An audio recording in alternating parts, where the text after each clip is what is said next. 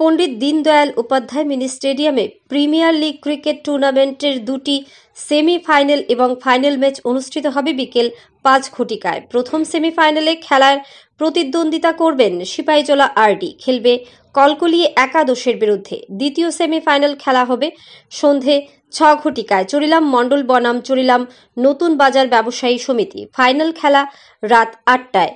Final ম্যাচে উপস্থিত থাকবেন সিপাহীজলা জেলা শাসক ডক্টর সিদ্ধার্থ শিব জেসওয়াল।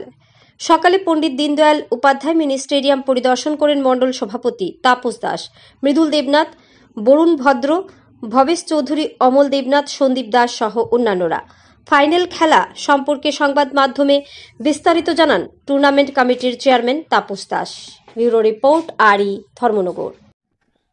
আজ সোমবার 17 মার্চ 2025 পণ্ডিত দীনদয়াল উপাধ্যায় মিনি স্টেডিয়ামে অনুষ্ঠিত হতে চলছে চরিলাম প্রিমিয়ার লিগের তিনটি গুরুত্বপূর্ণ ম্যাচ।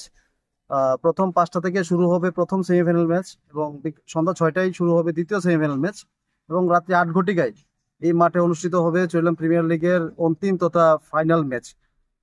এই তিনটা ম্যাচে এলাকার সমস্ত ক্রীড়াপ্রেমী ভাই ও বোনেরা বিগত দিনে আপনারা যেভাবে সহযোগিতা করে এই মাঠে অংশগ্রহণ করেছেন, আপনাদের উপস্থিতি আমরা চরিলাম প্রিমিয়ার লিগের পক্ষ থেকে একান্তভাবে কামনা করছি।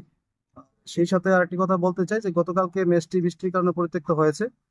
আজকে আবহাওয়া অনেকটা গম্ভীর, তা সত্ত্বেও আমরা চেষ্টা করছি তিনটি ম্যাচই যাতে আজকে আমরা করতে পারি সেই মোতাবেক আমরা কাজ করছি। মাঠে ছেলেরা কাজ করছে। গত দিনের মতো যদি বৃষ্টিও হয় তারপরে আমরা চেষ্টা করবো 8 ঘন্টার মধ্যে ম্যাচগুলি সম্পূর্ণ শুরু করার, এবং আমরা আশাবাদী যে 8 ঘন্টার মধ্যে আমরা মাঠে যে ব্যবস্থাপনা রয়েছে বৃষ্টি হলেও বৃষ্টির পর 8 ঘন্টার মধ্যে আমরা ম্যাচ চালু করতে পারবো, সেরকম ব্যবস্থাপনা আমরা করেছি।